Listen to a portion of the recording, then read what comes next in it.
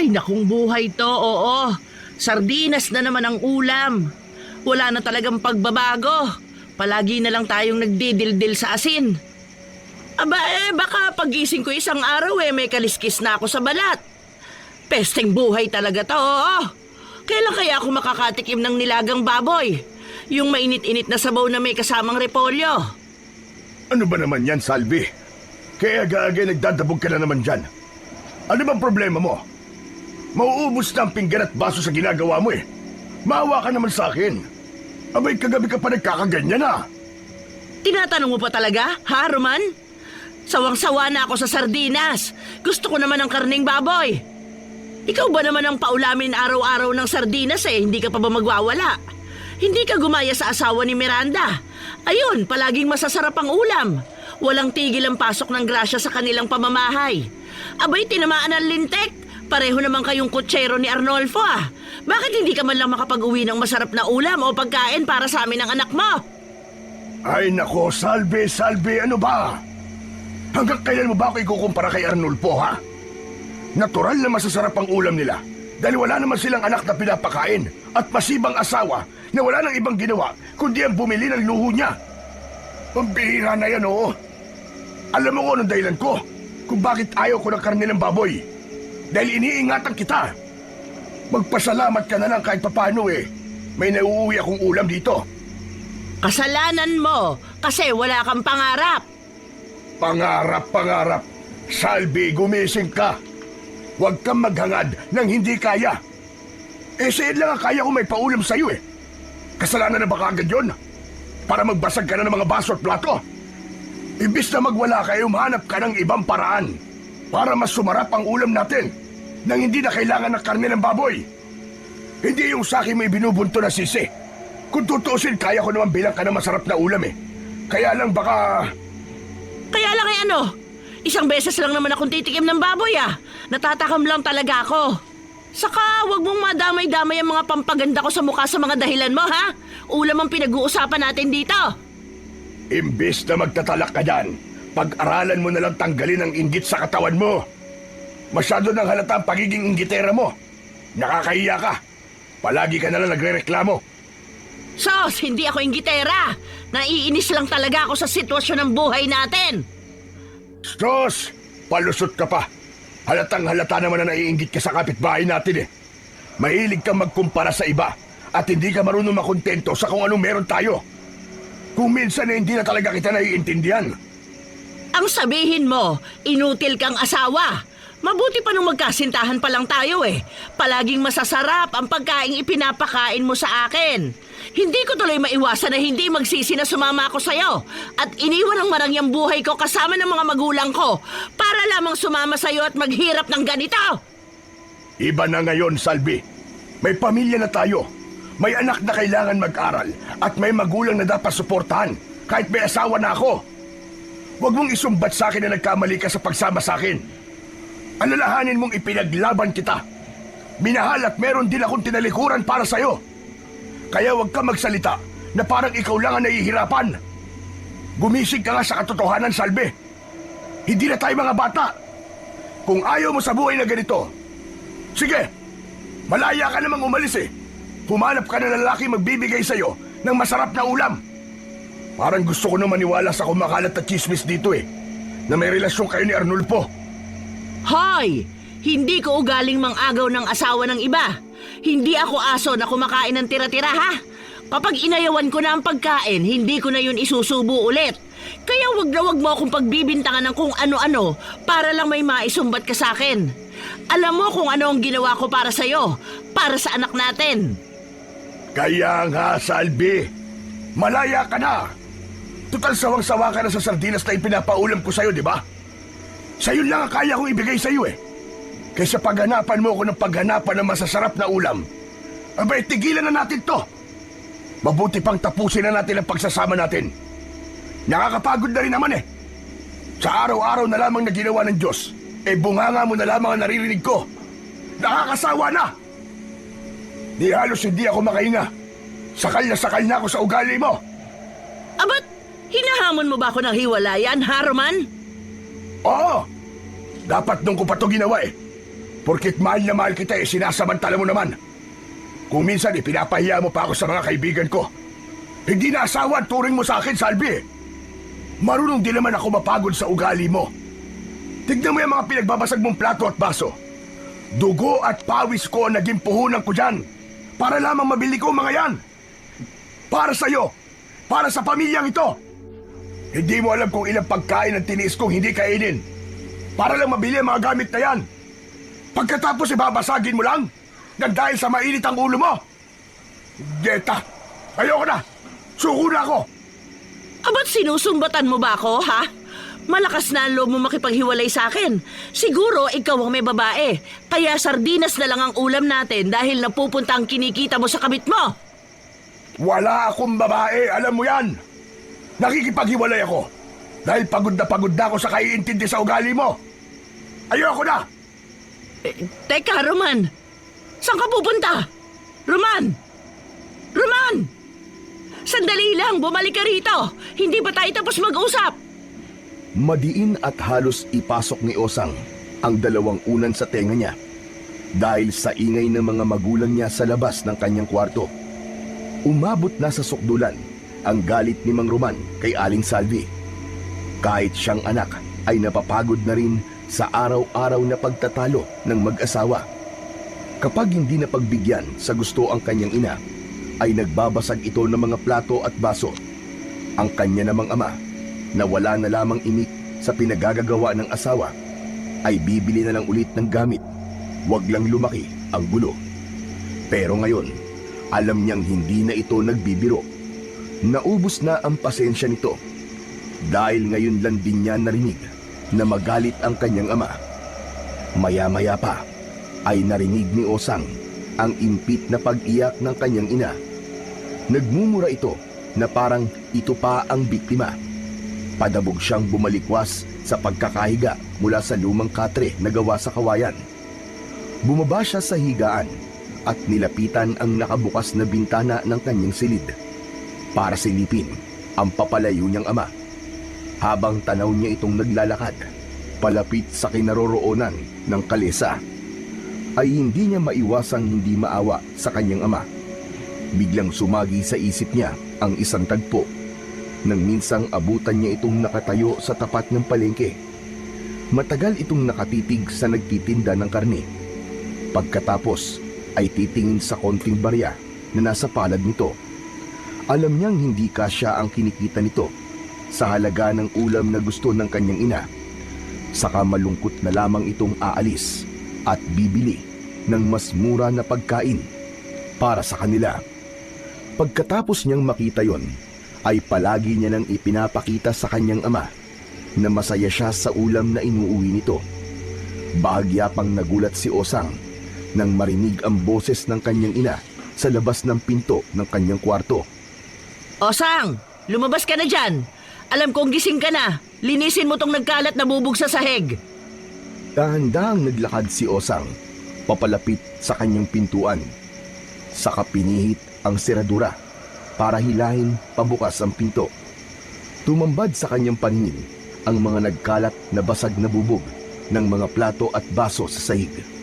Si Aling Salvi naman, nakaupo sa upuang gawa sa tabla na kahoy. Nakataas ang dalawang tuhod, habang namumugto ang mga mata. Mas lalong ipinakita nito ang mga luhang umaagos mula sa namumulan nitong pisngi. Nakatingin ito sa labas ng bintana na alam niyang hinabol nito ng tanaw ang umalis niyang ama. Iniwan na tayo ng tatay mo. Mali ba talagang paminsan-minsan maghanap naman ako ng masarap na ulam? Gusto ko lang namang maipagluto siya ng sinabawang karne ng baboy Bakit parang ako pa yata ang lumalabas na masama? Hindi po paminsan-minsan, Nay, kundi madalas ninyong inaaway si tatay. Sana po sinabi ninyo ng maayos kay tatay na gusto niyo po siyang ipagluto ng masarap na ulam. Pero dinaan ninyo po sa init ng ulo. Nakalimutan niyo pong puyat si tatay galing sa trabaho.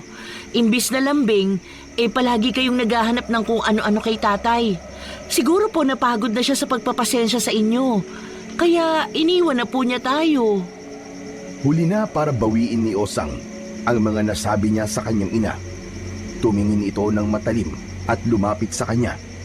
Hinablot nito ang kanyang braso at nanginginig ang kamay na nandidilat ang mga mata. Naramdaman ni Osang ang pagbaon ng mga kuko nito sa braso niya. Gumuhit ang matinding sakit mula sa sugat.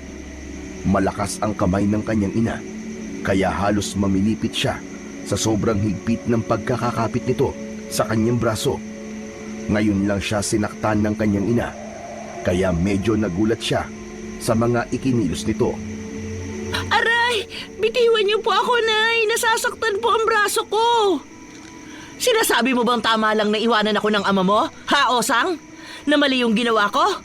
Ang hirap sa'yo. Palagi mo nalang kinakampihan ng tatay mo kahit mali. Hindi naman po yun sa ganun, Nay.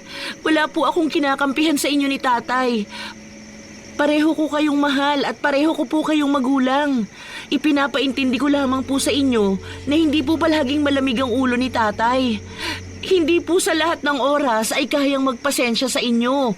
Hindi na po niya natatagalan ang ugali niyo na kapag nagwawala kayo palaging nagbabasag kayo ng mga gamit. Palagi naman siyang ganyan sa akin Pakiramdam ko hindi na niya ako mahal. Pasensya ka na kung pati ikaw nasaktan ko. Nasugatan ka tuloy. Patawarin mo ako, anak. Nabigla lang ako. Hindi ko sinasadyang masaktan ka. Pulutin mo na lang ang nagkalat na bubog sa sahig, Osang. Siguro tama ka. Nagkamali nga ako. Ayos lamang po ako, Nay. Gagamutin ko na lang po itong sugat ko sa braso. Isa sa mahirap intindihin sa ugali ng kanyang ina ay ang pabago-bago nitong ugali. Mabilis na papalitan ang emosyon. Makakasakit muna bago hihingi ng pasensya sa taong nasaktan. Pinagmasdan ni Osang ang binitiwang braso niya ng kanyang ina at umagos ang dugo mula sa sugat na nilikha ng kuko nitong bumaon sa kanyang laman. Umalis siya sa harap ni Aling Salvi at nagpunta na sa kusina para kumuha ng plastik na paglalagyan niya ng mga bubog. Pagbalik niya ay yumuko siya sa sahig at isa-isang dinampot ang nagkalat na basag na plato at baso. Pagkaraan ng ilang minuto ay bigla silang nakarinig ng boses ng isang babae sa labas ng kanilang bahay. Tinatawag nito ang kanyang ina. Tao po! Salvi! Salvi! Tao po! Si Miranda ito! Nandyan ka ba? Nay, ako na lamang po ang magbubukas ng pinto. Nakakahiya naman pong makita ni Aling Miranda na namamaga ang mga mata ninyo. Tumango si Aling Salvi bilang tugon sa mga sinabi ni Osang. Sa kanya nilapitan ang nakasaradong pintuan sa balkonahe para pagbuksan si Aling Miranda. Tumambad sa kanyang harapan ang nakangiting babae. Iniaabot nito ang kulay berdeng Tupperware. Hindi niya alam kung nananadya ba o nagkataon lamang na palagi itong pumupunta sa tuwing nag-aaway ang mga magulang niya. Kaya imbis na matuwa siya rito, ay nakakaramdam siya ng inis para kay Aling Miranda.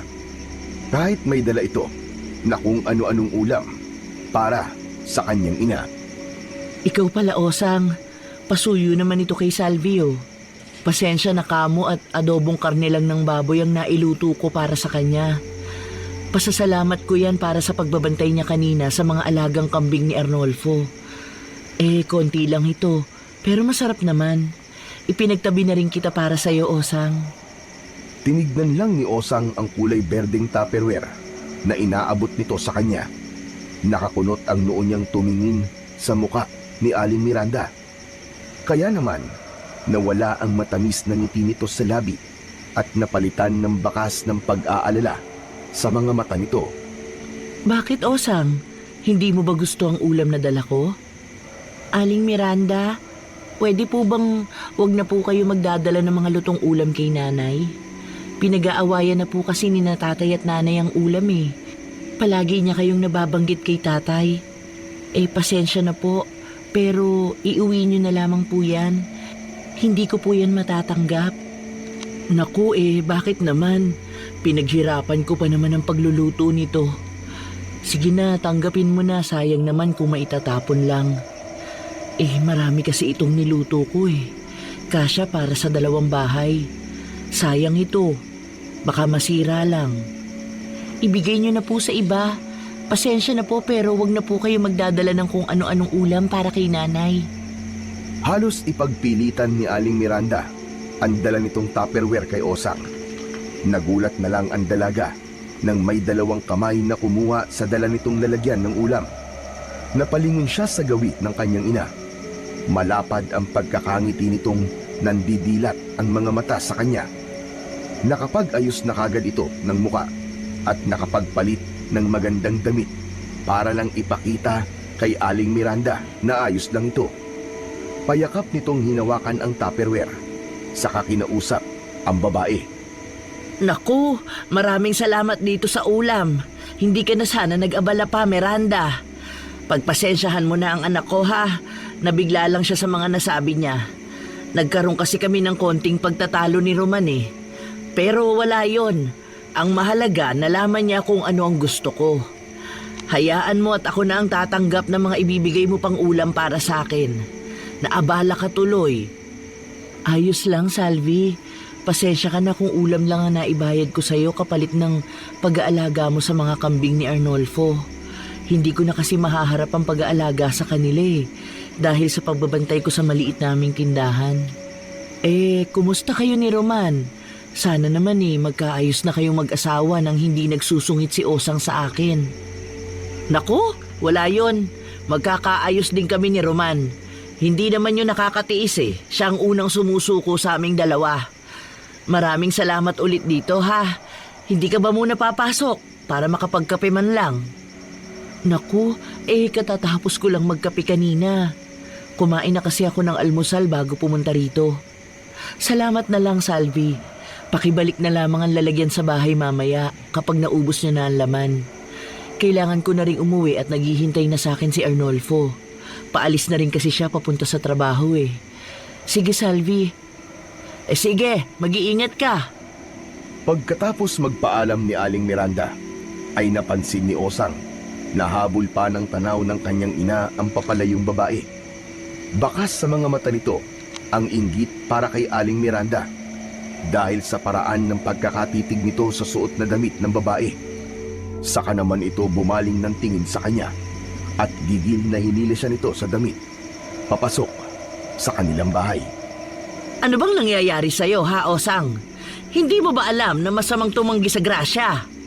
Madali raw lumalabo ang mga mata. Nakakainis ka, hindi ka nalang nagpasalamat sa ulam na dala niya. Hindi ka pa ba nagsasawa sa sardinas at ayaw mo ng karneng baboy? Kung ano-ano pa mga pinagsasabi mo rin sa tao, hindi ka man lang marunong mahiya. Nay, naririnig niyo po ba ang sarili niyo? Para na kayong patay gutom na hindi pa nakakain ng adobong karne ng baboy. Marunong po akong mahiya, kaya nga po tinatanggihan ko ang ulam na ibinibigay niya kanina. Ang mas nakakahiya po, yung ginawa ninyo. Hinablot niyo yung dala niyang Tupperware kanina. Patay gutom na akong patay gutom. Ang mahalaga busog. Wala nang hiya-hiya ngayon kapag kumakalaman sikmura. Kapag hindi makapal ang mukha mo, mamamatay kandilat ang mga mata dahil sa gutom. Hindi na alam ni Osang kung paano niya ipaiintindi sa kanyang ina ang ibig niyang sabihin.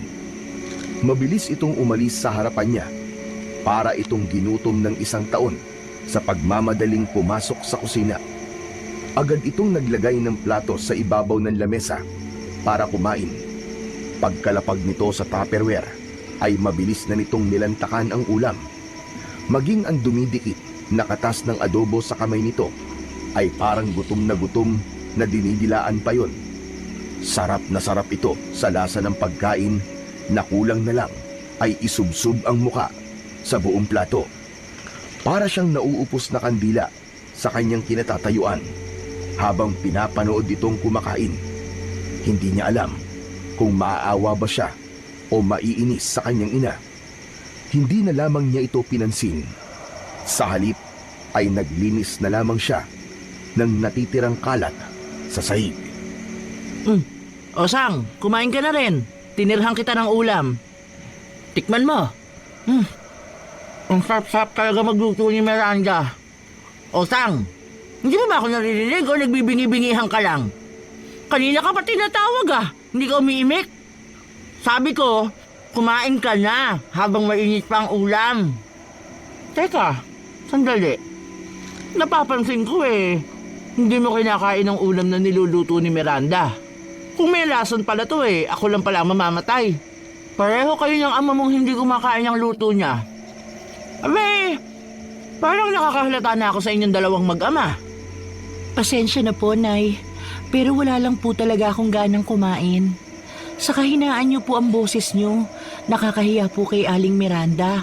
Baka marinig niya kayo nagsasabing may laso ng ulam na dala niya. Baka sabihin pagkatapos niyong mabusog, pag-iisipan niyo pa siya ng masama. Sige po, kailangan ko pang bumili ng insenso at kamangyan na dadalhin ko para kay Lolo Gado. Sus, sigurado akong pupuntahan mo lang ang iyong ama para pauwiin. Hindi po, Nay. Hayaan niyo po muna si Tatay. Nagpapalipas lang yun ng sama ng loob. Alam ko naman pong hindi rin niya gustong magkahiwalay kayo. Nabigla lang po siya, kaya wag na po kayong mag-alala. Alam kong seryoso siya sa mga sinabi niya kanina, kaya wag mo na subukang pagaanin ang loob ko. Sige, itatabi ko na lang tong ulam para mamaya may ulam pa ako. Tinapos muna ni Osang ang mga gawain sa bahay, paglilinis at paglalabada, para pag-alis niya ay wala nang gagawin ang kanyang ina. Pagkatapos nitong mabusog, ay siguradong matutulog ito at maghapon na hindi lalabas ng bahay, lalo na kapag mataas ang sikat ng araw. Katwiran nito ay sumasakit ang ulo nito kapag tinatamaan ng sikat ng araw. Magsusuka ito at malalamig ang pawis na lumalabas sa katawan niya. Dating nakakaangat sa buhay ang kanyang ina, kaya sanay ito sa maginhawang pamumuhay. Pero magmula ng magkaasawa ito, dahil nagtanan, ay itinakwil ito ng mga magulang. Hanggang sa namatay ang kanyang lolo at lola, sa side ng kanyang ina, ay hindi man lang ito napatawad ng sariling mga magulang. Kaya kapag nakakaranas ito ng paghihirap sa piling ng kanyang ama, ay talagang nagwawala ito. 19 na taon na pinagtiisan ni Mang Roman ang ugali ni Aling Salvi.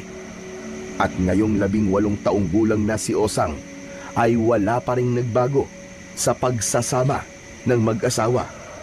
Alam niyang dati may unang asawa ang kanyang ama. Iniwan din ito dahil sa kahirapan at hindi rin ito matanggap na isang albularyo lamang ang kanyang ama noon.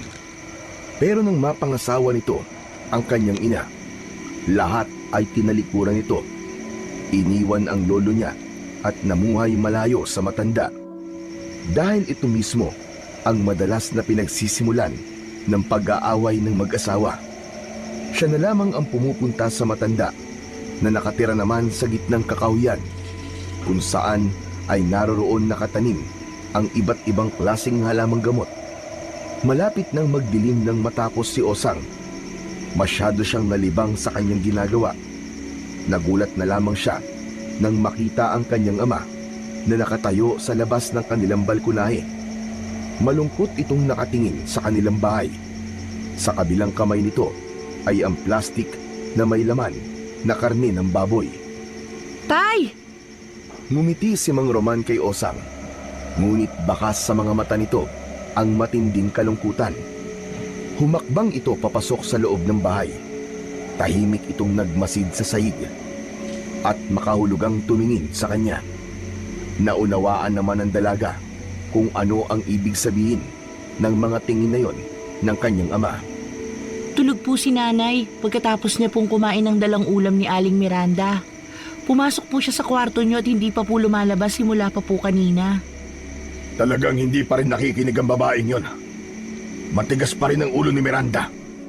Ibinibigay niya ang ulam kay Salvi kapag wala ako. Pinagsabihan ko na siya na wag niyang bibigyan ng lutong ulam ang nanay mo. Lalo na kung adobong karne ng baboy.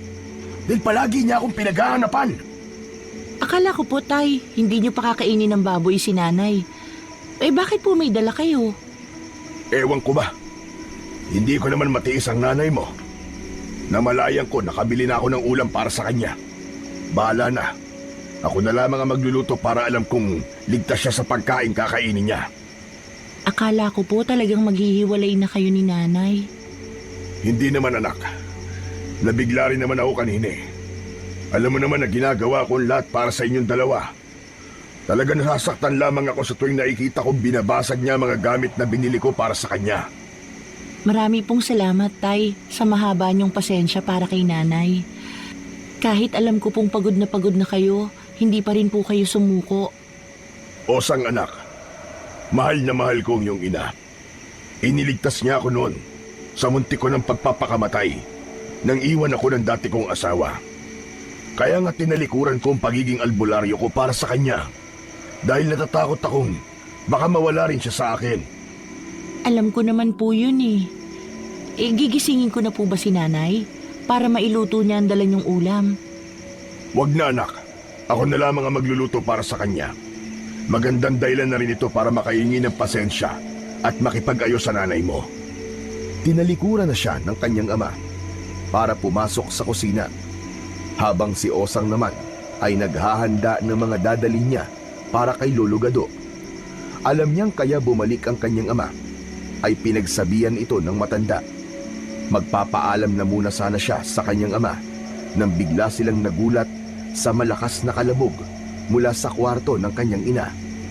Sabay pa silang napalingon ni Mang Roman sa pintuan ng silid ni Aling Salvi. Maya-maya pa ay bigla silang nakarinig ng muling paglagabog sa sahig sa kwarto ni Aling Salvi. Narinig din nila ang walang tigil na pagsusuka ng kanyang ina. Halos mag-unahan silang dalawa ni Mang Roman sa pagsilip sa kwarto ng ginang. Pasipang binuksan ni Mang Roman ang kwarto nito para lamang makapasok kagad sila sa loob. Tumambad sa kanilang paningin ang nakadapang si Aling Salvi sa sahig at nagsusuka pa rin ng malapot na kulay berdeng laway. Ganon din ang panginginig ng mga braso nito. Namumutla at gamungguna ang pawis. Namumula ang mga mata habang umaagos ang laway sa bibig. Halos pagtaasan sila ng mga balahibo sa kanilang katawan nang makita ni Osang ang itsura ng kanyang ina. Para itong iniluwa ng sawa sa malapot na laway na nakabalot sa buong katawan nito. Nay! Roman, tulungan mo ko. Ang sakit! Ang sakit-sakit ng tiyan ko! Saka lang nakabawi sa pagkabigla si Mang Roman at Osang nang biglang magsuka ulit si Aling Salvi. Si Osang naman ay kumuha na ng kumot para ibalot sa katawan ng kanyang ina. Kitang-kita niya ang panginginig ng namumutla nitong labi. Ano ba nangyayari, Salvi? Bakit ka nagsusuka? Anong kinain mo? Yung ibinigay na adobong baboy ni Aling Miranda, Tay. Yun lang po ang natatandaan kong kinain niya. Yan na nga ba sinasabi ko, Salvi? Hindi ka marunong makinig eh. Paano yan? Nagkakaganyan ka na. Tay, anong gagawin po natin kay Nanay? Nay, sandali at kukuha lang po ako ng plangganang may maligamgam na tubig para malinisan ang katawan ninyo. Huwag na, Osang. Pabayaan mo na lamang na si tatay mo ang gumamot sa akin. Magiging maayos din ako. Banteno mo na rito ang iyong ina, Osang. Ako na maghahanda ng gamot niya. Saglit na iniwan silang mag-ina ni Mang Roman para ikuha ng gamot si Aling Salvi. Pagbalik nito ay may dala na itong isang tuyong bao ng nyog. Umuusok yun dahil sa nakalagay na baga sa loob nun. Ito rin ang madalas niyang makitang ginagamit ng kanyang Lolo Gado sa panggagamot sa mga nagiging pasyente nito. Nagkataon na nakabili siya ng insenso at kamanyan. Kaya ito na rin ang iniabot niya sa kanyang ama para gamutin si Aling Salvi. Inalalayan niyang bumangon ang kanyang ina mula sa pagkakalugmok nito sa sahig at pinaupo sa katre. Habang ang mga kamay nito ay hindi inaalis sa humahap din nitong tiyan. Nagsimula na rin maglagay ang tatay niya ng mga tawas, insenso at kamangyan at palaspas. Kumakalat ang usok sa pagtaas ng bao ng nyog at ipinaikot sa buong katawan ng kanyang ina. Ang tawag sa panggagamot na yon ay suob o pagtatawas. Sikat ito sa mga albularyong may sapat na kaalaman tungkol sa mga orasyong may kontra para sa masasamang elemento na nananakit sa mga tao. Mariin na pumikit ang kanyang ama. habang pabulong na umuusal ng orasyon sa harap ng nakasinding tawas. Mabango ang amoy ng insenso at kamangyan, kaya't nakatulong yun para mawala ang pananakit ng tiyan ni Aling Salvi. Nang mawala ang usok, ay saka ito magkakaroon ng hugis. Ito naman ang pagbabatayan ni Mang Roman kung anong klaseng sakit ang dumapo sa asawa. Pinagmasdang mabuti ng kanyang ama ang nabuong hugis sa tawas. Nakakunot ang noo nito dahil wala itong makitang kakaiba sa tawas. Inilagay yon ni Mang Roman sa plato. Pagkatapos ay dinurog, saka pinatakan ng langis. Kasunod ang pagpapahid nito sa bahagi ng katawang may sakit.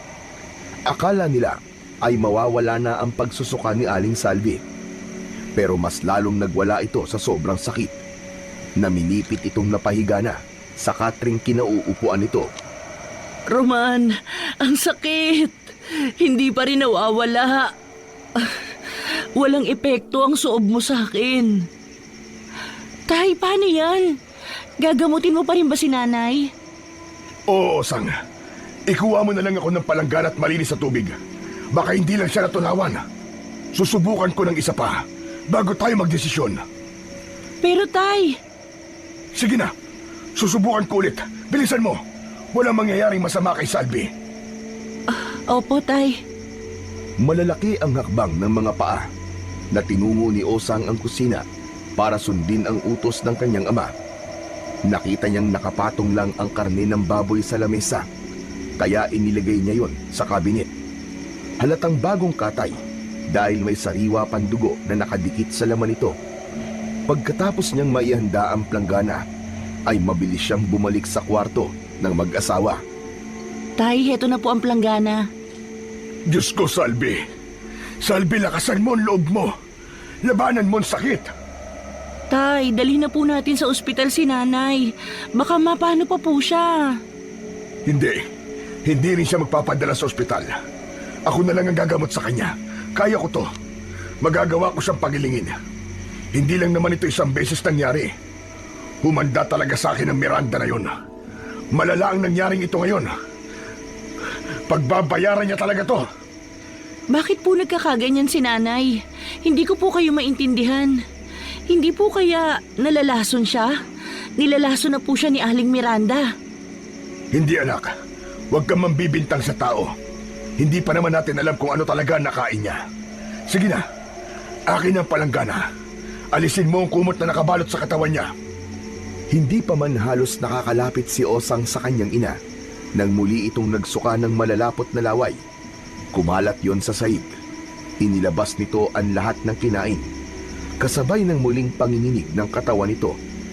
Napatakbo din ito sa banyo at wala nang tigil sa kadudumi. Hanggang sa nakapagpahinga ito ng 1 oras sa pagsusuka na sinamantala naman ni Mang Roman at ginamot nito sa pamamagitan ng sariling kaalaman sa panggagamot. Pumikit ang kanyang ama habang bumubulong sa hangin na nakaharap sa palangganang may tubig. Saka kumuha ng konti at iwinisik yon sa buong katawan ng kanyang ina. Kumuha ka ng palaspas na ilalagay ko sa bibig niya para mawala ang sakit ng kanyang tiyan. Sakto naman na nakita ng dalaga ang palaspas na nakasiksik sa dingding na gawa sa sawali. Kinuha niya yung kagad. Pagkatapos ay iniabot niya yon sa kanyang ama. Pero kahit na anong gawin ito, ay hindi mawala-wala ang pagsusuka ni Aling Salvi. Mas lalo siyang kinabahan. Takot na takot siya sa nangyayari sa kanyang ina. Mukhang hindi ko magagamot si Salvi, anak. Ano pong ibig niyo sabihin, tay? Hanggat hindi niya nailalabas ang lahat ng kanyang kinain, hindi mawawala ang pananakit ng tiyan niya. Kailangan natin puntahan si tatay para gamutin siya. Ayoko magpagamot sa ama mo, Roman. Ikaw na lang ang gumamot sa akin. Huwag na po kayo magmatigas, Nay. Ayaw niyo magpagamot kay Lolo. Ayaw niyo rin magpatingin sa doktor. Baka po mapano kayo kung magtatagal pa ang pagsusuka ninyo. Ayaw ko, Roman. Nakikiusap ako. Wala nang ibang paraan, Salvi. Si tatay lamang ang may kakayahang gamutin ka para malaman natin kung ano talaga nangyayari sa'yo. Sige na, samahan mo ko, Osang. Susunduin natin si tatay Magdala ka ng gasera at medyo madilim na ang paligid. Iiwan po natin si nanay dito ng mag-isa, Tay. Hindi po ako sasama sa inyo. Walang kasama si nanay. Huwag nang matigas ang ulo mo, Osang. Walang mangyayaring masama sa nanay mo. Isa pa ay mahihirapan akong umalis ng bahay nang walang kasama. Lalo pat hindi ko kabisado ang daan. Samantalang si Salve ay nasa bahay lang natin. Habang kalmado pa ang pakiramdam ng iyong ina, bilisan mo nang kumilos na makabalik kagad tayo. Sige anak, sumama ka na sa ama mo. Mukhang wala na akong ibang pagpipilian kundi ang magpagamot kay tatay. Masakit na ang tiyan ko. Pero kaya ko pa namang tiisin ito. Nagpalipat-lipat ang tingin ni Osang sa kanyang mga magulang. Sa isip niya ay tutol ang kalooban niyang iwanang mag-isa ang kanyang ina. Pero mahihirapan naman ang kanyang ama sa pagpunta sa bundok. Lalo pa at hindi nito kabisado ang daan. Hindi katulad niyang sanay na sanay sa pagpunta sa bahay ng matanda. Tara na, Osang, umalis na tayo. Talagang hindi ko kayang gamutin ang nanay mo. Lalo pat matagal na akong hindi nang gagamot.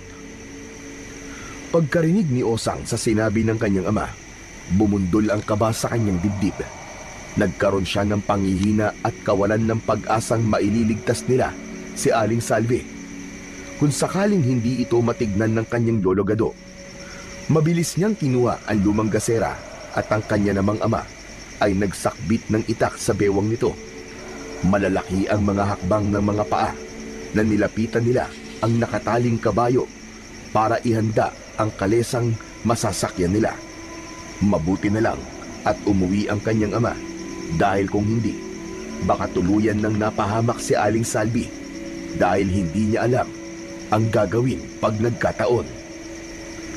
Bago sumampa sa kalesa, ay napasulyap pa siya sa bahay nila. Nahagip ng kanyang paningin ang lalaking nakatayo sa pintuan ng bahay ni Aling Miranda. Seryoso ang mukha nitong pinapanood ang ginagawa nilang pagsakay sa kalesa. Asawa ito ni Aling Miranda at alam niyang naririnig ng mga ito ang pagkakagulo nila sa loob ng bahay. Saka na lamang nila haharapin si Aling Miranda kapag maayos na ang lahat. Siya mismo ang kakausap kay Aling Miranda dahil sa ulam na ibinigay nito kay Aling Salvi. Naghihirap ngayon ang kanyang ina. Kumapit ka, anak. Aalis na tayo. Hiya! Hiya! Halos paliparin ni Mang Roman ang kalesa. Makarating lang sa bahay ni Lolo Gado. Kahit malayo na sila sa labas ng kanilang bakuran, ay nakikita pa rin niyang nakatanaw sa kanila si Mang Arnulfo. Biglang bumundol ang kaba sa kanyang dibdib. Lalo pa at iniwan lamang nilang mag-isa si Aling Salvi sa bahay nila. Tay, sigurado po ba kayong tama lang na iwan natin si nanay na mag-isa sa bahay? Oo, anak. Sigurado akong kaya ng nanay mo. Walang mangyayari sa kanya masama.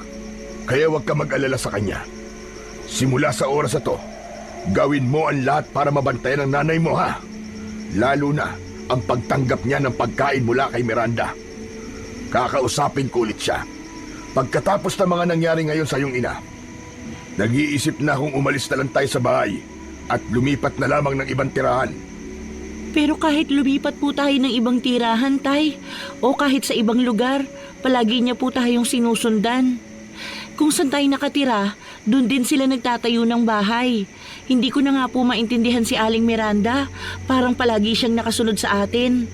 Para silang anino na palaging nakabantay sa atin. Mas makabubuti sigurong bumalik na lamang muna kami sa bahay ni tatay para hindi na maulit ang nangyari sa iyong ina. Pero mag-aaway lang po kayo ni nanay. Hindi po ba talaga marunong pagsabihan si Aling Miranda na tigilan na ang pagbibigay niya ng ulam sa atin at pagsunod sa bahay natin? Kapag may nangyaring masama kay nanay, sisiguraduhin ko pong makakatiim na siya ng masasakit na salita mula sa akin. Lalo na po yung si Mang Arnolfo. Palagi ko po siyang nakikitang nakatitig kay nanay. Parang hindi gagawa ng maganda eh. Isa pa nga yan sa mga napapansin ko. Kaya natichismis na ang iyong nanay na may relasyon silang dalawa. Napaka-imposible nun. Alam kong mahal na mahal ako ng iyong nanay. Kaya lang sadyang marumi ang utak ng mga tao. Binibigyan nila ng mali siya ang madalas sa pag-uusap ng dalawa. Alam ko naman po kung gaano kayo kamahal ni nanay, Tay. Habang nag-uusap ang mag-ama, ay hindi nila napapansin na parang ibang daan na ang tinatahak nila. Si Osang ang hindi nakatiis sa napansing kakaiba sa daan. Hindi yun ang lugar na dapat nilang pinuntahan. Masyado silang nalibang sa pagkwekwentuhan, kaya hindi niya alam kung nasaan na sila. Tay, sandali lang po. Itigil niyo muna ang kalesa. Para po kasing kakaibahang lugar na ito. Hindi po ito ang daan papunta sa bahay ni Lolo Gado. Natatandaan ko ito, anak. Baka nalilito ka lang dahil madilim ang paligid. Maliwanag naman po ang sikat ng buwan, kaya nakikita ko po ng malinaw ang daan. Alam ko pong hindi talaga ito ang daan papunta sa bahay ni Lolo. Hindi nakasagot si Mang Roman. Sandali nitong inihinto ang kalesa at iginala ang paningin sa labas. Kinuha nito ang nakasabit na gasera at inilabas nito para malinaw nilang makita ang daan.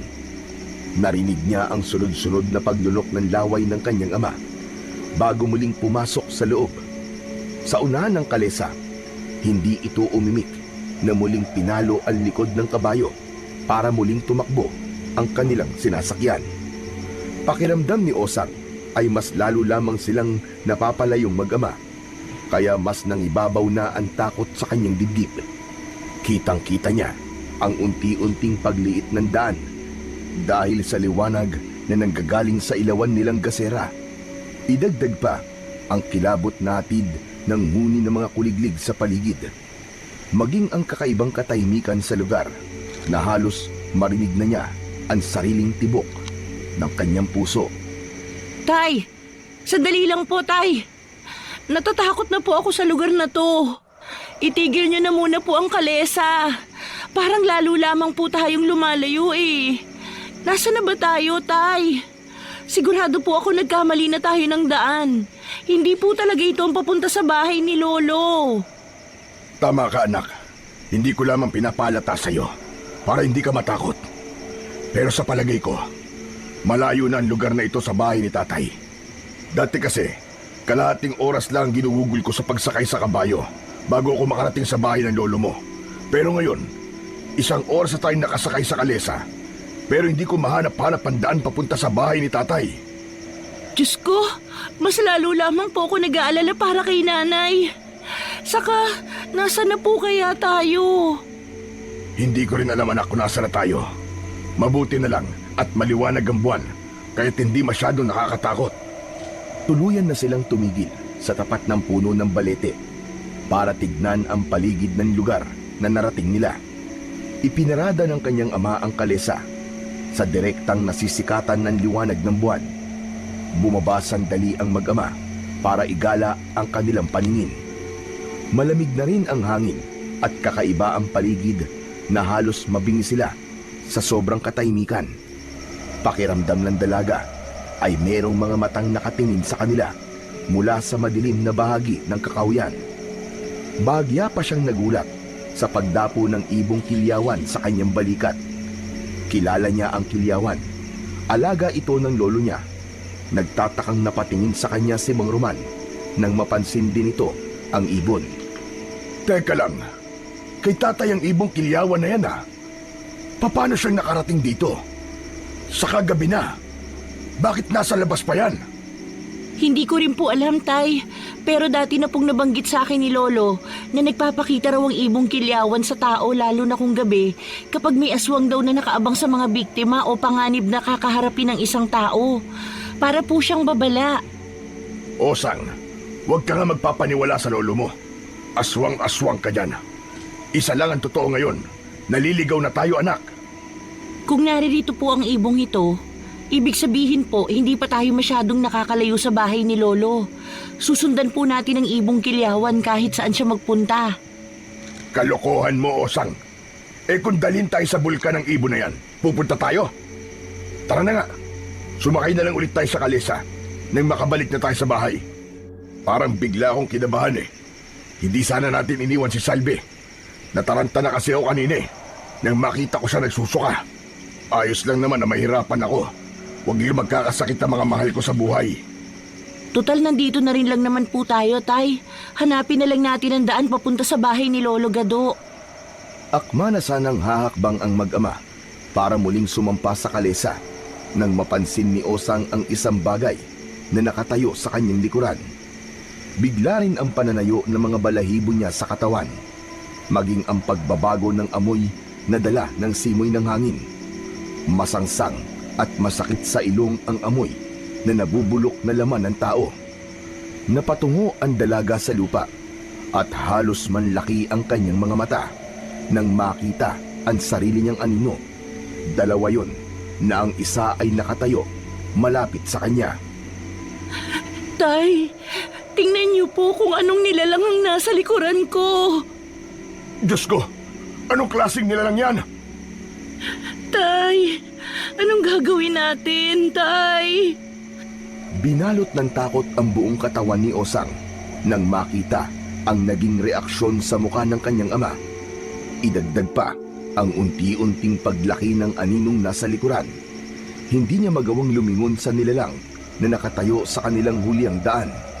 Pakiramdam ni Osang, biglang nanigas ang kanyang tuhod at hindi niya magawang maihakbang ang kanyang paa papalapit sa kanyang ama. Hindi na nga nakatiis si Osang. Lakas loob niyang tinignan ang nilalang na kinakatakutan ng kanyang ama.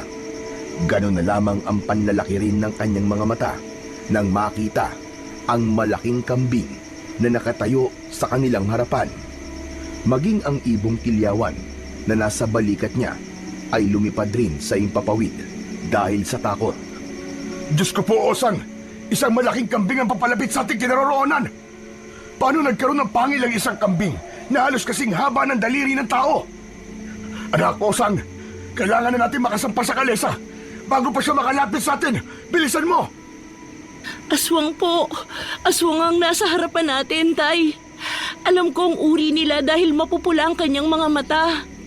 Nagtutulo ang laway at walang tigil ang pag-angil na para bang natatakam sa katawan natin. Tay, anong gagawin natin? Kung tatakbo tayo sa kalesa, maaabutan na niya tayo bago pa tayo makasampa. Umalis na po tayo rito, Tay. Iwanan na muna natin dito ang sasakyan. Naalala ni Mang Roman ang nakasukbit na itak nito sa bewang.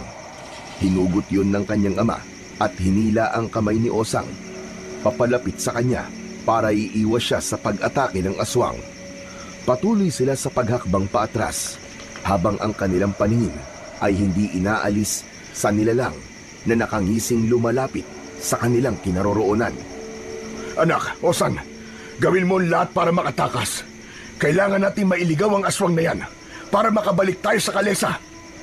Habang umaatras silang mag-ama papalayo sa nakangising kambing, ay patuloy lang ito sa paghakbang ng dahan-dahan papalapit sa kanilang dalawa. Pero nakakailang hakbang pa lamang sila nang makaamoy sila ng masangsang na amoy ng nabubulok na laman ng tao. Kaya't paglingon nila sa kanilang likuran, mas lalong binalot ng takot ang kanilang mga sarili nang makita ang isa pang kambing na nakatayo sa gilid ng kalesa. Kulay itim na kambing na may mahabang sungay. Parang nagbabaga ang mga mata nitong dahan-dahang lumalapit sa kanila. Nanginig ang buong katawan nilang mag-ama na mahigpit ang kapit sa kamay ng bawat isa. Iniharang ni Mang Roman ang katawan nito sa kanyang anak habang nakatutok ang itak nito sa dalawang nilalang. Hindi nila alam kung saan sila pwedeng tumakbo para tumakas. Anak, dalawang kambing ang nasa harapan natin. Isa sa harapan at isa sa ating likuran. Hindi maganda ang kutob ko. Tayo talaga ang puntirya nila. Tay, natatakot na po ako. Parang pinipigilan nila tayong umalis. Osang, huwag ka magpapahalatang natatakot ka sa kanila.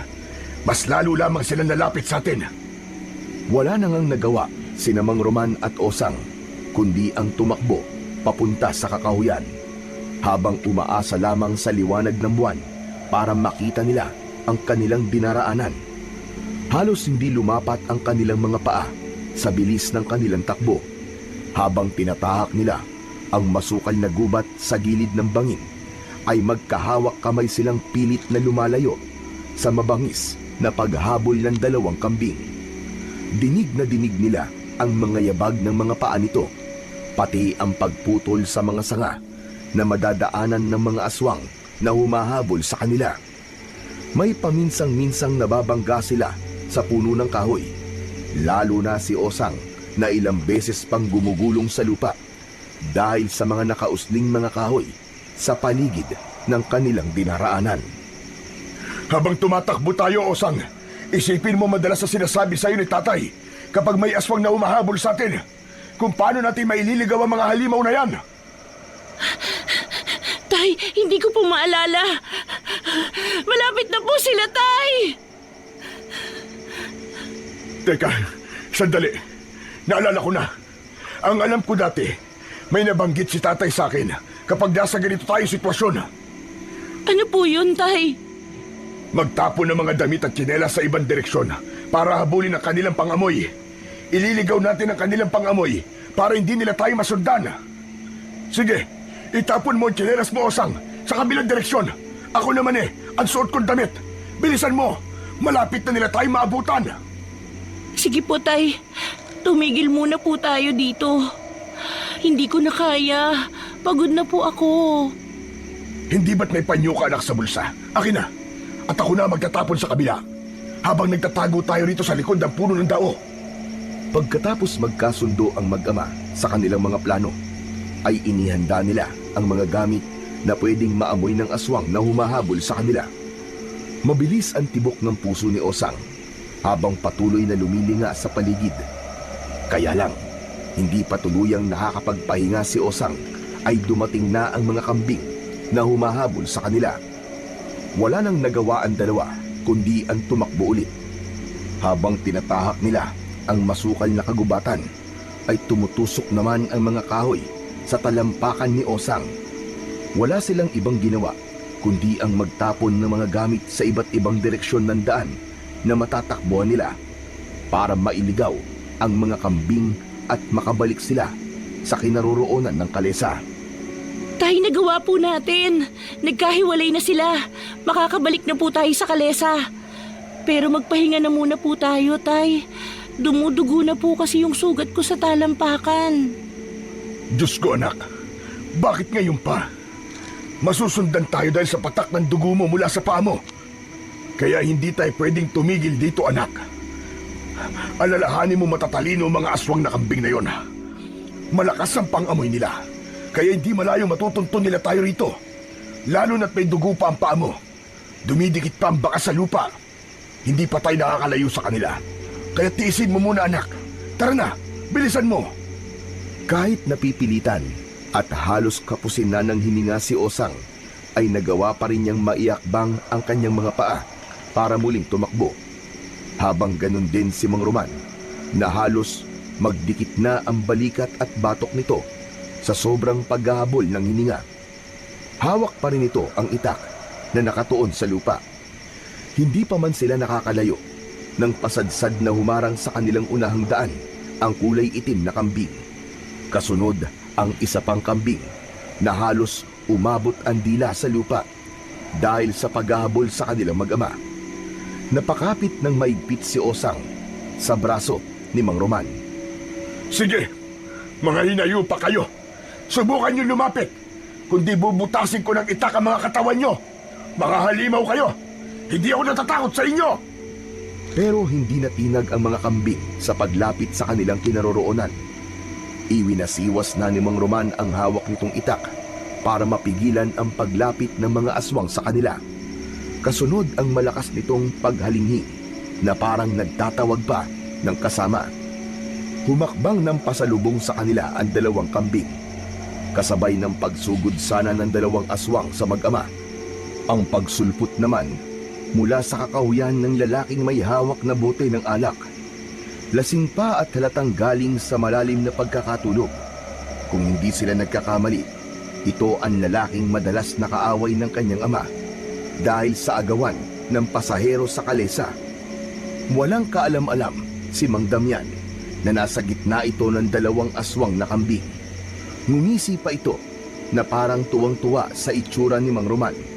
Inalok pa nito ng alak ang kanyang ama na naghahamon pa ng away. Habang sina Mang Roman at Osang naman ay hindi makapagsalita sa eksenang nasa harapan. Anumang oras ay makikita nila kung paano itong lalapain ng aswang. Damian, tumakbo ka na! Umalis ka riyan! Hindi nakinig ang lalaki. Sa halip, uminom pa ito ng isang lagok sa bote ng alak na dala nito. Habang pasuray-suray sa paglalakad, papalapit sa kanila.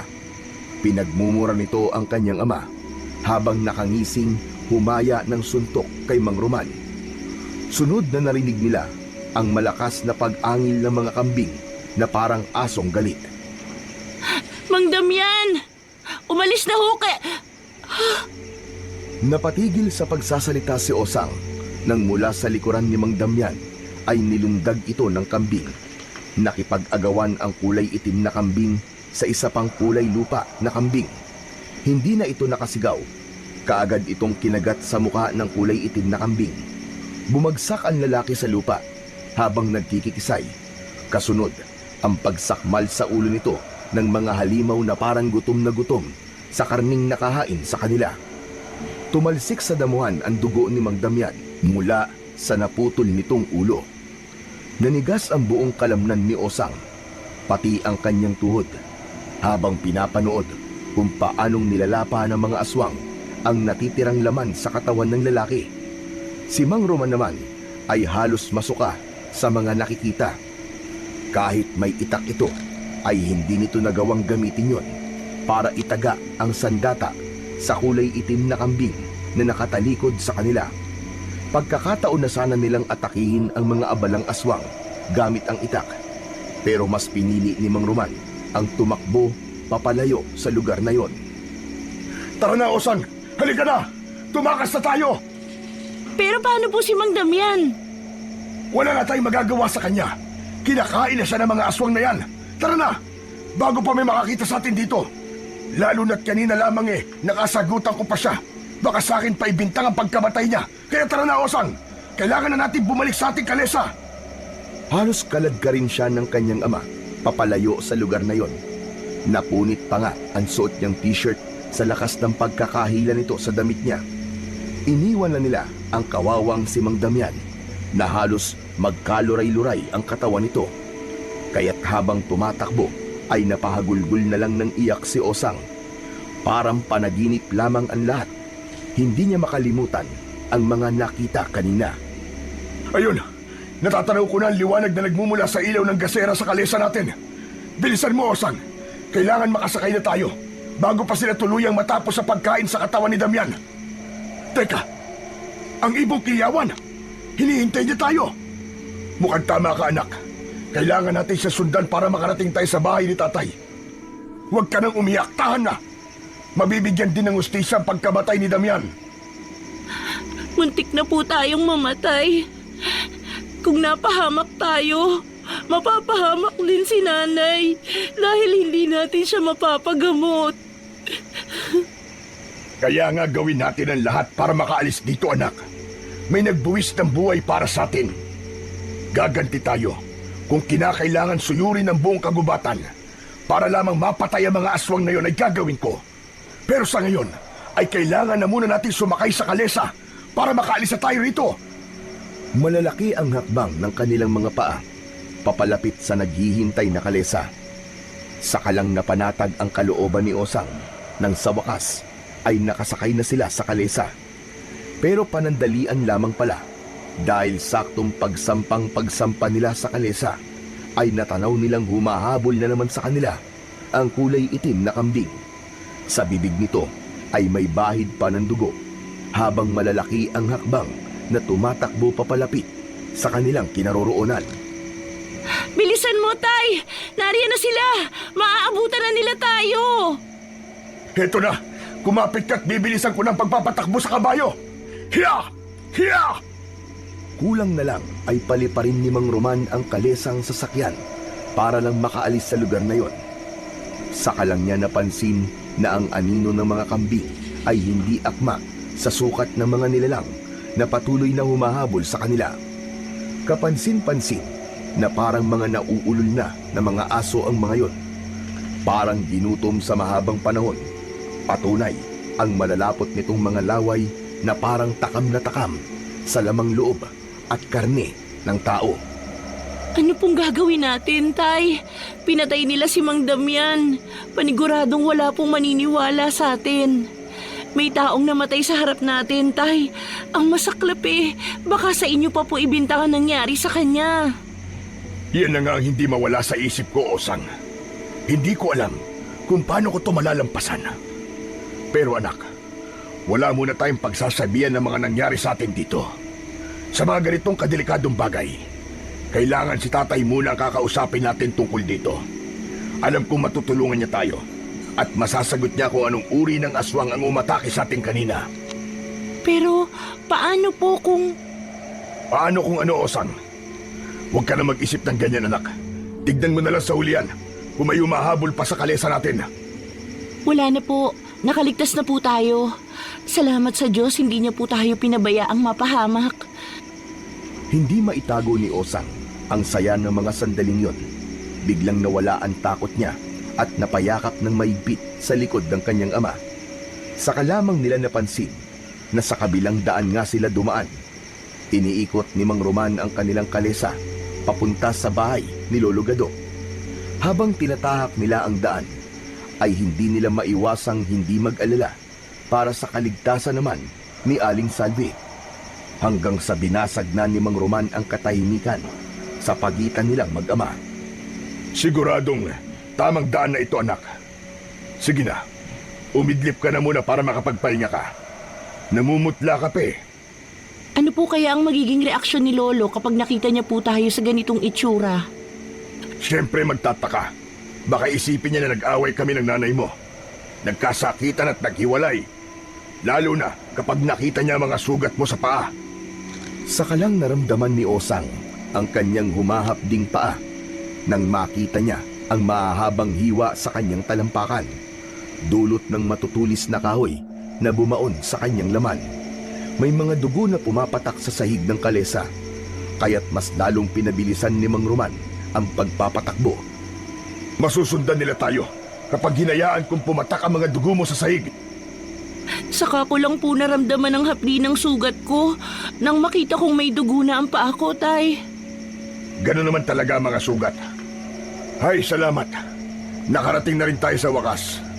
Naririto na tayo sa bahay ni tatay. Osang anak, kaya mo bang maglakad? Opo, Tay, kaya ko po. Mabuti na lang at bukas pa ang ilaw ni Lolo Gado. Gising pa kaya siya? Nagulat pa si Osang nang paglapit nila sa bakuran ay sinalubong sila ng lipad ng ibong kilyawan. Nauna itong dumating sa kanila at kalalabas lang ng bintana sa balkonahe ng matanda. Maya-maya pa ay narinig nila ang pagbukas ng pinto ng kubo, maging ang pagkalat ng liwanag sa pinto mula sa dalang gasera ng matanda. Hindi na ito nagulat nang makita sila. Sa palagay ni Osang ay naiintindihan ni Lolo Gado ang huni ng ibong kilyawan, kaya alam na nitong darating sila. Abay, sinasabi ko na nga ba't kayo nasa labas ng bahay? Ano kailangan niyo sa akin, Roman? Tay, tulungan niyo po ko. May nangyaring masama kay Salvi. Gamutin niyo po siya. Tumingin muna si Lolo Gado sa gawin niya. Bago ito makahulugan tumingin sa kanyang ama, may bagay itong gustong sabihin sa kanyang ama na ayaw nitong iparating sa kanya. Nalata niya yon dahil sa ekspresyon ng mukha ng kanyang ama. Kaya naman, nauna pa itong naglakad papunta sa kalesa. Hindi ito nagsalita. Sa halip ay nagmamadali itong umakyat sa sasakyan. Ganon din ang pagmamadali ng kanyang ama na patakbuhin ang kabayo. Sa daan na sila nag-usap tungkol sa mga gusto nilang malaman sa kakaibang mga nilalang na umatake sa kanila. Hindi mo dapat iniwan si Salvi, Roman. Hanggang ngayon ba hindi mo pa rin naiintindihan ang mga sinasabi ko sa'yo noon? Matigas ang ulo mo. Ayaw mo makinig. Kung hindi pa dahil sa ibong kong kilyawan, ay hindi ko pa malalaman na muntik na kayo mapahamak nang makasalubong yung mga aswang kanina. Iniligaw po nila kami, Lolo. Mabuti na lamang po at nakatakas kami. Yun nga lang po, may namatay ng dahil po sa amin. Talagang hindi na napipigilan ang pagkakalat nila ng lagim sa baryong ito. Bilisan mo pa, Roman, ang pagpapatakbo sa kabayo. bago pa mahuli ang lahat. Lolo, anong klaseng aswang po ba yung umatake sa amin kanina? Ang tawag sa kanila ay mga aswang na hubing. Nag-aanyong kambing sa gabi at kapag nakakain na sila ng hilaw na karne, ay saka lamang sila mag-aanyong tao ulit. Tay, tulungan mo ko. Lumalala ang kondisyon ng asawa ko. Anong kondisyon po ang sinasabi ninyo, Tay? May sakit po ba si nanay? Doon ko na lang sa bahay papaliwanag ang lahat, anak. Mahirap na dito ko pa sabihin. Baka magkamali na naman ako ng daan. Nakita ni Osang na nagsasaboy ng asin sa daan si Lolo Gado habang nakapikit ang mga mata na panay ang bulong sa hangin. Pagkatapos ay napatingin sa gawi niya at malungkot na napasulyap kay Mang Roman. Delikado mga aswang na hubing, apo. Ang mabuti pa ay ipamana ko na sa iyo tong suot kong mutya ng ibong kilyawan. Naku, Lolo Gado. Ayoko po. Saka ginagamit niyo po yan sa panggagamot eh. Sa tingin ko po, mas kailangan ninyo ang mutya. Hindi ito para sa panggagamot ko, Osang. Para sa iyo talaga to. Kailangan mong gamitin ito para iligtas ang iyong ina. Kontra ito sa mga hubing at ito lamang ang magagawa kong paraan para masiguradong ligtas ka, apo. At malaya kang makalapit sa iyong ina. Hindi ko po kayo maintindihan, Lolo Gado. Bakit po ba kayo natatakot at nag-aalala sa kaligtasan ko? Sagutin pa sana ng matanda ang mga tanong ni Osang, pero hindi nila namalayang nasa tapat na sila ng kanilang bahay. Nakapatay ang ilaw at madilim ang loob ng bahay. Bigla ang pagbundol ng kaba sa dibdib ni Osang nang makita niyang nakabukas din ang pinto ng kanilang bahay. Halos patakbong humakbang papasok sa loob ng kubo si Mang Roman, dala ang kanilang lumang gasera. Kasunod si Lolo Gado, na bakas din ang pag-aalala sa muka. Hindi siya makapagsalita nang bumungad sa kanilang paningin ang nagkalat na karne ng baboy sa sahig. Napataklob sa sariling bibig si Osang nang makita rin ang mga nagkalat na lamang loob ng tao sa sahig. Sa isip niya ay napahamak na ang kanyang ina at inatake ito ng aswang na hubing. Hindi nila inaasahan na madadatnan nila ang ganong itsura ng bahay. Salve! Diyos ko po ang asawa ko! Baka napahamak na siya! Wala siya rito, Tay! Tay, kay nanay po ba yung laman loob na nakakalat sa sahig? Anak, Hindi yan ang lamang loob ng iyong ina, Osang. Ikaw naman, Roman, hanapin mo na si Salvi, bilisan mo. Sa tingin ko, ay hindi pa siya nakakalayo. Hakbang sana si Osang papasok sa kwarto ng kanyang ina nang marinig niya ang boses ni Aling Miranda. Sa loob nun ng silid ng mag-asawa, parang may busal ang bibig nito. Halos magkakasabay silang napasilip sa kwarto. Ganun na lamang ang panlalaki ng mga mata ni Osang nang makita si Aling Salvi na marami ang dugo sa bibig nito. Pati na ang nagkalat na laman ng tao sa sahig ay patunay lamang na parang kumain ito ng karne ng tao. Nakaupo ito sa sahig ng katre habang nakagapos ang mga kamay at may busal ang bibig. Kilala ko ang panyong nakatali sa bibig mo, Aling Miranda. Panyo ko yan at sigurado kaming sa gubat namin yan itinapon. Ikaw ang aswang na umatake sa amin kanina. Magbabayad ka. Saan mo dinala ang aking ina? Dahil may busal ang bibig nito, ay ungol lamang ang naisagot nito. Sa tanong niya, si Lolo Gado ang nagtanggal sa gapos nito at sa busal sa bibig nito. Habang si Mang Roman ay nakatingin sa nagkalat na dugo sa sahig. sino may gawa nito? Ha, Miranda? Anong ginawa niyo sa asawa ko? Wala akong alam sa mga sinasabi mo, Roman. Ang natatandaan ko lang ay nakita kong may pumasok na itim na kambing sa bahay na ito. Tangay ng bibig niya ang karne na may masangsang na amoy. Pagkatapos, pumasok pa ang isa pang kulay lupang kambing sa bahay ko. Nagulat akong si Arnolfo ang kambing. Diyos ko! Dinala nila ako rito at sapilitan niya akong pinakain ng karning dala ng kulay itim na kambing. Huwag ka nang gumawa ng kwento, Aling Miranda. Alam kong kayo ang aswang. Totoo sinasabi niya, Osang. At alam yan ni Roman. Ngayong nangyayari na ang kinatatakutan ko, Roman. Siguro naman ay maniniwala ka na sa mga sinasabi ko. Tay, Lolo, ano po bang ibig niyong sabihin? Matagal nang alam ng iyong ama na isang aswang hubing si Salvi. Ito ang dahilan kung bakit madalas kami mag-away ng asawa niya. Dahil alam kong hindi siya ordinaryong tao.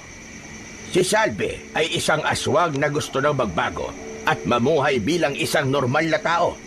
Kaya lang, nakakailang beses na siyang nakakatikim ng karne. Ngayon naman ay sariwang laman na ng tao. Kaya lumabas na ang kanyang tunay na anyo. Lalo pa, ang nangyari sa kanya kanina ay nakakain siya ng ulam na may sangkap na bawang. Kaya po ba nagsuka si nanay dahil nakakain siya ng bawang?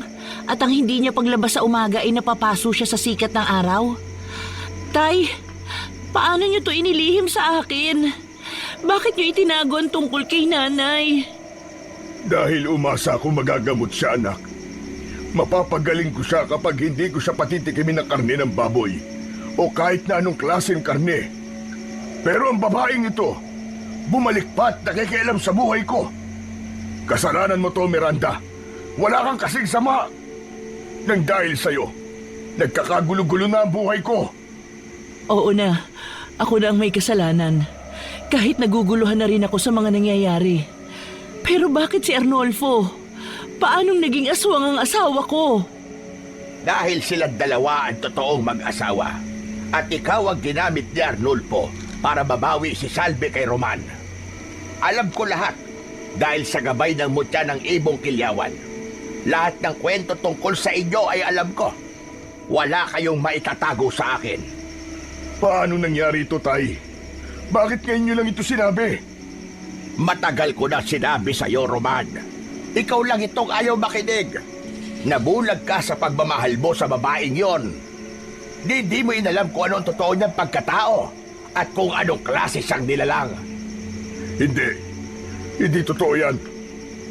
Alam kong minahal ako ni Salvi at mahal ko rin siya. Siya nagligtas sa buhay ko nung durug na durug ako. Diyos ko, anong gagawin ko? Kailangan kong mahanap ang aking asawa. Kailangan kong mahanap si Salvi. Habang nag-uusap sila sa loob ng bahay, ay biglang lumiwanag ang suot na kwintas ni Osang. Kasunod, ang paglipad ng ibong kilyawan para dumapo sa balikat niya. Humuno ito ng matinis at naiintindihan niya kung ano ang ibig sabihin ng huni nito. Ayon dito, nasa labas na ang aswang. Balak nilang patayin si Lolo Gado at siya. Nasa labas ng bahay si nanay, Tay. Bakit nila kami papatayin? Sinabi po sa akin ng ibong kilyawan na balak nila kaming patayin ni Lolo. Hindi ako makakapayag na sasaktan nila si Osang, Roman. Huwag ka rito makialam.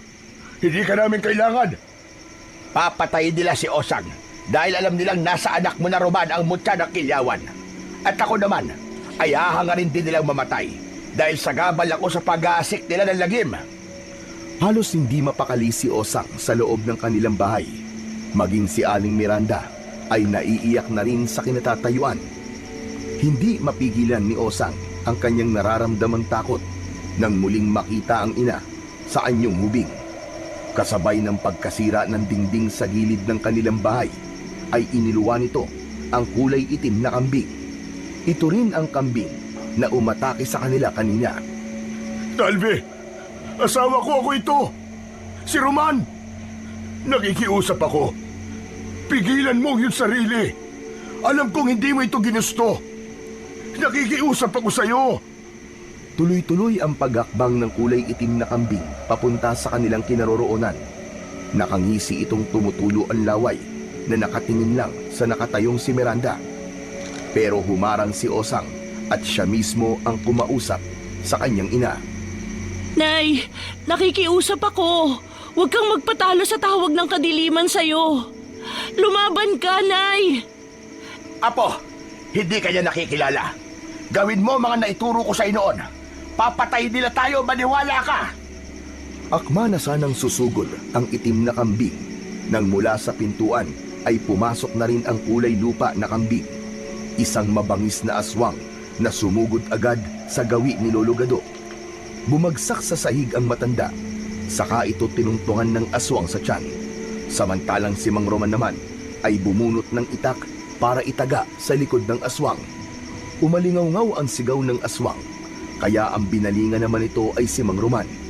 Mabilis nitong nilukso ang kanyang ama at nakagat-kagad sa balikat. Bumagsak ang mga ito sa sahig habang nagpapambuno. Halimaw ka! Umalis ka sa harapan ko!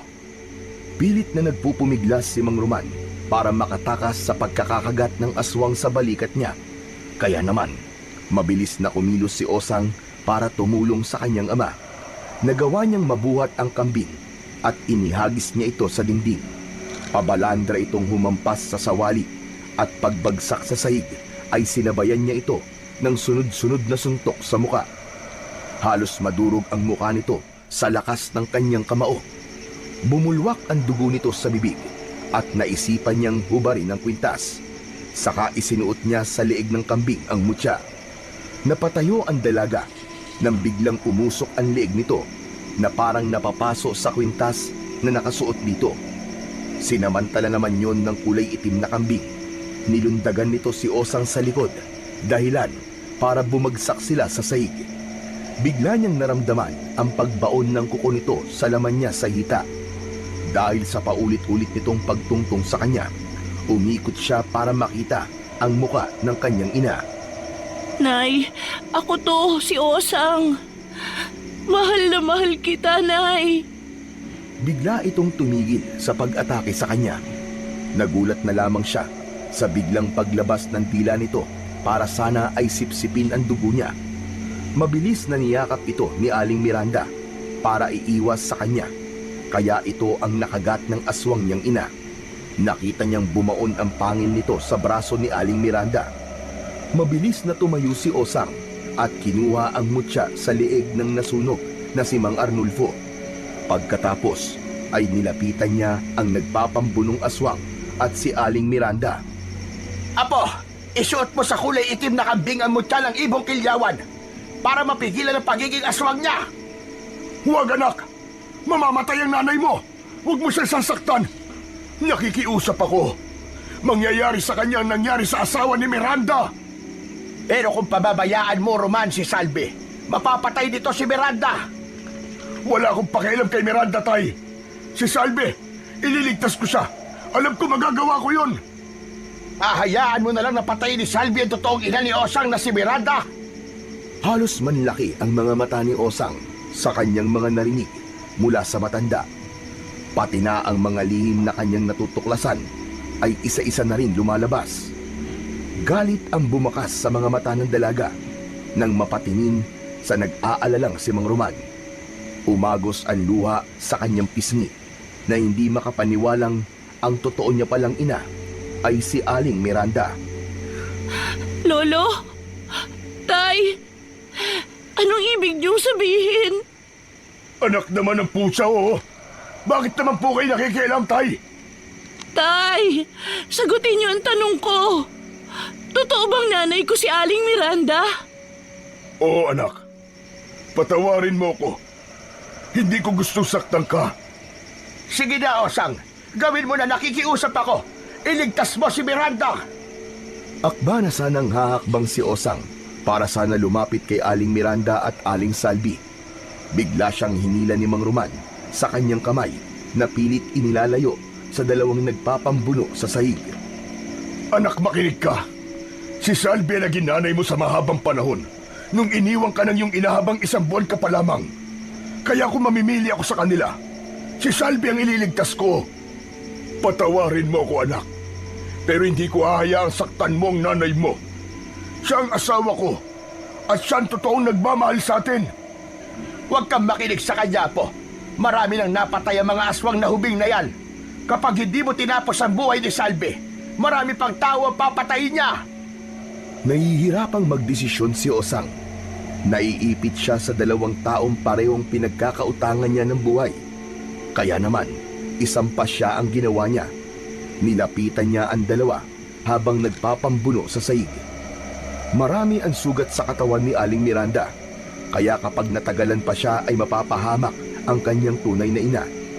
Walang pag-aalinlangan na isinuot niya ang mutya ng kilyawan sa leeg ni Aling Salvi para matanggal ang ngipin nito na nakabaon sa braso ni Aling Miranda.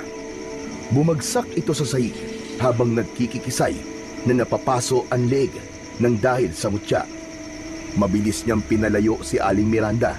Sa kanya nilapitan si Aling Salvi. Yun lang ang naisip niyang paraan para mapaghiwalay ito. Sa kanya binawi ang kwintas. Pinagmasdan niyang mabuti ang pagbabago ng anyo nito. Ano ginawa mo? Bakit mo binawi ang mutya sa leeg niya? Alam ko po kung gaano ko kamahal ng aking ina.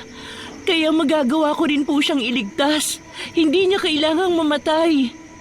Gagamutin natin siya, Lolo. Gagamutin siya ni Tatay. Maraming salamat. Maraming salamat, Osang. Maraming salamat. Iniligtas mo ang iyong ina. Habang unti-unti nang nagbabago ang anyo nito, ay nagsisisigaw naman sa galit si Aling Miranda. Nagwawala ito na pinagmumumura si Mang Roman. Hindi nito matanggap na mas pinapahalagahan nila si Aling Salvi kaysa sa dating asawa ng kanyang ama. Mga baliw kayo! Isa siyang aswang! Anak, ako ang tunay mong ina. Hindi si Salvi. Sumama ka na sa akin. Tumigil ka, Miranda. Tumigil ka na sa kabaliwan mo. Akala mo ba na hindi ko alam na sinadya mo makakain siya ng karne ng baboy at lagyan ng bawang ang ulam na niluto mo para sa kanya? Para mabawi ang anak ko. Ang anak na basta mo na lamang iniwan. Si Salvi, tanggap ko siya kahit na anong klaseng nilalang pa siya. Dahil tinanggap niya kami ng anak mo. Kaya siya nagkaganyan dahil sa kagagawan mo. Sarili mo lamang ang iniisip mo. Kaya po pala, palagi kayong nakasunod sa amin dahil sa anak ninyo ko. At may bala kayong gawan siya ng masama. Imbis na magpasalamat po kayo sa pag-aalaga niya sa akin, ito pa ang iginanti niyo sa kanya. Patawarin niyo po ako, pero hindi po ako sasama sa inyo. Si Nanay Salvi ang aking ina, kahit hindi ko siya kadugo. Tuluyang napalugmok sa sahig si Aling Miranda dahil sa narinig mula sa anak.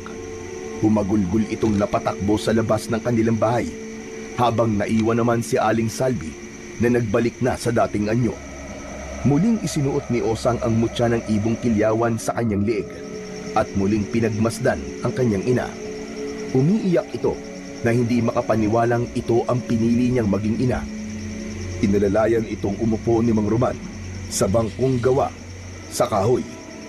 Wala na akong magagawa dahil desisyon niyong mag-ama yan. Gagawin ko na lamang ang lahat para matulungan kayo upang mapadali ang panggagamot sa asawa mo, Roman.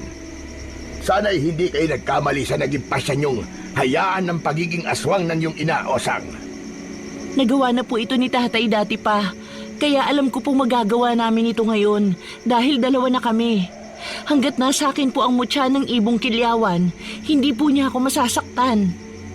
Diyos ko, Osang, hanggang ngayon ay hindi pa rin ako makapaniwalang ako ang pinili mong maging ina. Kahit minsan ay nasasaktan kita. Maraming salamat, anak. Dahil minahal niyo ko, Nay. Alam ko po yun. Alam ko rin na minahal niyo si Tatay dahil ipinagpalit niyo ang karangyaan sa buhay. Kapalit ng pagsama niyo sa ama ko. Kahit na may una rin kayong naging asawa, tama lang din na nilayuan niyo siya. Mas mapuno ng luwa ang mga mata ni Osang, maging ang mga mata ni Mang Ramon. Masaya itong natanggap niya ang pagiging aswang hubing ng kanyang ina. Maigpit silang nagyakap, kasabay ng huni ng ibong kilyawang muling dumapo sa kanyang balikat. Pagkalipas ng ilang saglit, ay muling dumating si Aling Miranda, kasama si Kapitan at mga tanod nito. Itinuro nito ang aswang na si Mang Arnulfo na pumatay sa biktimang si Damian. Nagtatakaman ay masaya si Osang na hindi nito itinurong aswang ang kanyang ina. Tahimik itong umalis sa kanilang harapan at muli silang nagyakapan bilang isang buong pamilya. Walang nakaalam sa totoong pagkatao ni Aling Salvi sa tulong ng mag-ama at ni Lolo Gado. Pinagtulungan nilang magamot ang kanyang ina at hindi nga nagtagal ay kaya na nitong maisuot ang mutya ng kilyawan para mapigilan ang pagiging aswang nito. Hindi nila kailanman pinatikim ng karne si Aling Salvi. Masaya silang namuhay ng magkakasama. Habang si Lolo Gadu naman ay patuloy na nakaalalay sa kanilang mag-anak. Isang umaga, habang nakaupo si Osang sa upuang gawa sa kawayan, naramdaman niya ang nilalang na nakatayo sa kanyang likuran. Alam niyang si Aling Miranda yon dahil sa anino nito na may mga dalang bag. Anak, gusto ko sanang magpaalam muna bago ko umalis. Patawarin mo ko sa lahat ng pagkukulang ko sa'yo. Hindi ko alam kung bakit kita iniwan noon, pero pinagsisihan kong iniwan kita. Mahal na mahal kita, Osang. Ikaw ang pinakamagandang nangyari sa buhay ko. Hindi niya ito tinignan. Hinayaan ni Osang na magsalita ito.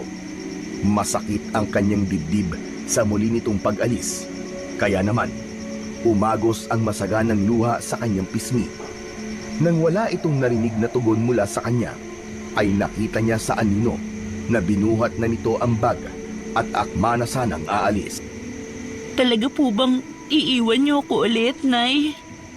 Matagal na hindi nakasagot si Aling Miranda dahil sa mga narinig nito mula sa kanya. Pero alam niyang nagulat ito nang tawagin niya itong inay. Pwede po bang huwag niyo na ulit ako iiwan? Dito lamang po kayo sa tabi ko, Nay. Diyos ko, anak ko.